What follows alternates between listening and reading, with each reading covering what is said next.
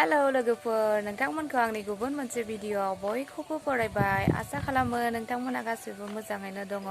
आङो दा गाहायाव थांनो नागिरदों लोगोफोर गरसुगाव एसे खामानि दं आरो बेनिफ्रायनो ब्लग स्टार्ट खालामसै आं दिनै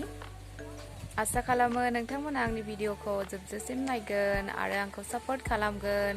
बिदिब्ला लोगोफोर आङो दा थांनोसै गरसुगाव एसे खामानि दं आरो थाबनो थांनानै फैगोन नै आंनि बिबारा जि मोजां मोजां बारनानै दङ नायनो बिराद मोजां मोनखायो आङो जोंहा बे जायगायाव फैनाया बोसोरथाम जाबाय आरो आङो फार्स्ट फैजेननायावनो गायदोंमोन नै बिबाराबो जि मोजां जाबायना अन्थाव बाथावनो हेलौ लोगोफोर आङो गरसुगाव थांनानै दहायनो मोनफैदों आरो दा बेलासि जालायबाय मा होनो आङो माबा मोनसे खामानिनि थाखाय थांदोंमोन आरो देनां जाफुंबा नोंथांमोननो आङो खिथागोन दा खिथाथ'ला खामानिया जायोना जाया ओंखायनो दा खिथाथ'ला आरो आङो ओमफ्राय बेलासि जाबायानो 7:30 जाबाय नै बाबायाबो गेलेगासिनो हारसिंनो ओमफ्राय माबा माबि जानो लुगैलाबायदों मा जागोन मा मागोन मोनलागासिनो गोदाव सोराव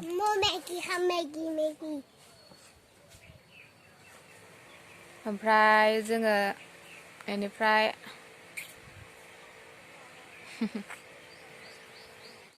मेगि जादों मेगि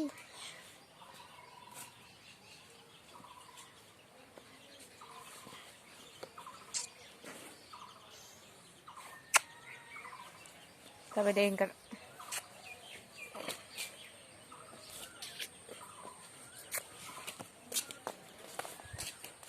बेनिखायनो आङो दा मालपुआ बानायनो सानदों लोगोफोर मैदा दङ ओमफ्राय सुजिबो दंखायो मैदाजों सुजिजों मिक्स खालामनानै मालपुआ बानायनो नागिरदों आङो माबायदि जायो मिथिया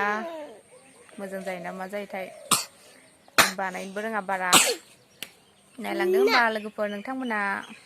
नै लोगोफोर आङो दा मालपुआ बानायनो थाखाय मैदा एसे लानोसै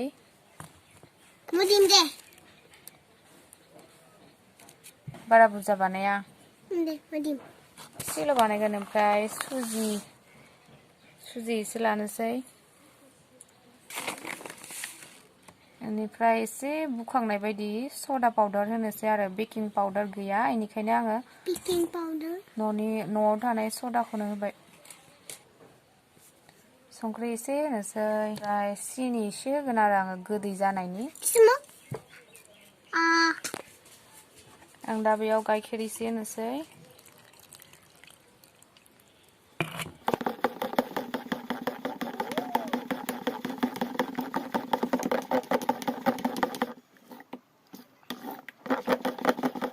लोगोफोर आङो गोबावै मोजाङै मिक्स खालामनानै लाबाय आरो मबाइल स्टेन्ड गैखाया आङो मिक्स खालामबाय थानायखौ देखायासै आखाइ फारसेखै हमनांगौ आखाइ फारसे मिक्स खालामजाया नालाय नै बांद्राय गथाबो जानाङा बांद्राय लाव लावबो जानाङा आरो मिडियाम जाबाय नै लोगोफोर जोंनि दंफाङा बिलाइ गोरलै गोरलै खिलिबाय जा मोजां नुखाबाय नै आरो एसे गोथां गोथां जाबावबाथ' नायनो जा समायना नुखागोन आंनि बिबारा गाज्रि जाजोब्बाय फाहामनांसिगौमोन बिबारा नै अपराजिता बिबारा दासो बारहांदों बिलाइफ्रा खिलिबाय आरो अखा मोननायखाय ओमफ्राय एखेबो नै बिबारफ्रा गाज्रि जाजोबना दङ फोसाबाखैनो आङो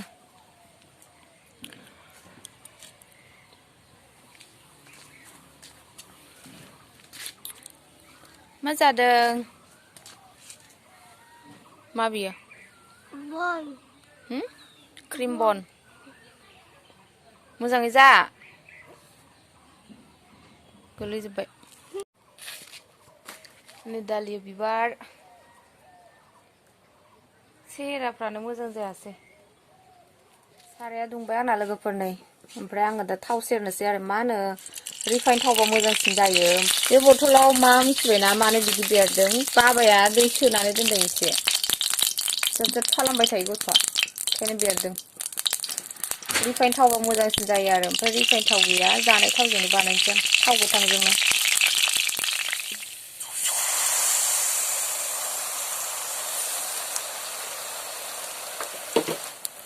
साराया बांद्राय गुदुं जाना दंमोन नै दसेनो जाबाय खामलायबाय बांद्राय मोजां बुआसै बेकिं पाउडार थानायबा बुगौमोन ओमफ्राय आं न'आव थानाय सदा खारैखौनो एसे होबाय आरो मोजाङै बुआसै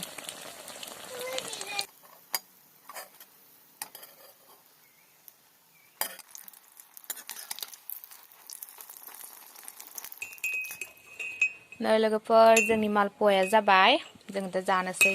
नाबा बंधन के मुटियारा पटोला बनके कन्ना दे विच पिपल पतियां पाही चूड़ा खनके बंधन के मुटियारा पटोला बनके कन्ना दे विच पिपल पतियां पाही चूड़ा खनके मेरे सोने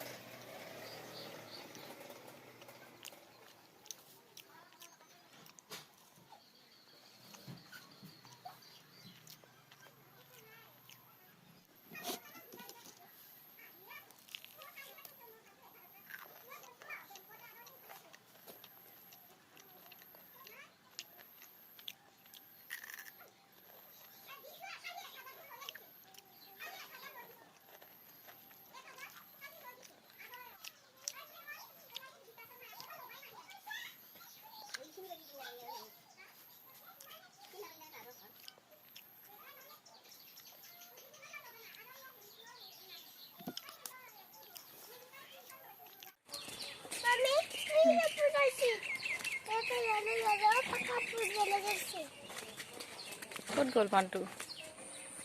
मालपुआ जाखांबाय साहा लोंखांबाय लामायाव बेरायफैदों जोंहा दसे दा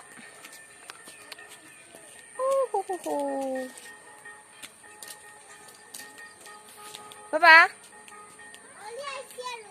पिसकारि लाना गिदिंगासिनो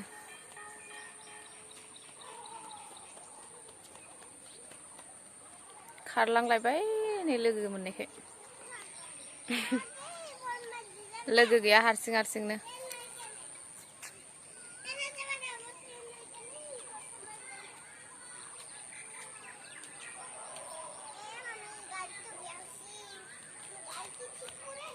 फैदो आरो फैदो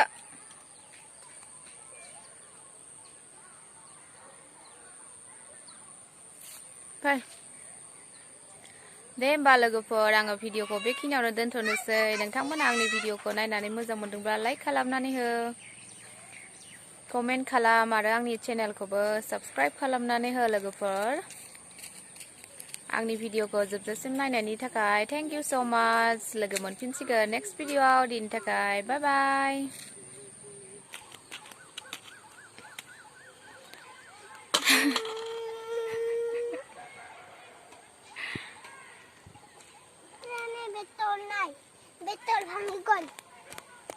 खोमसि खोमसि जाजोब्बाय मोनाबाय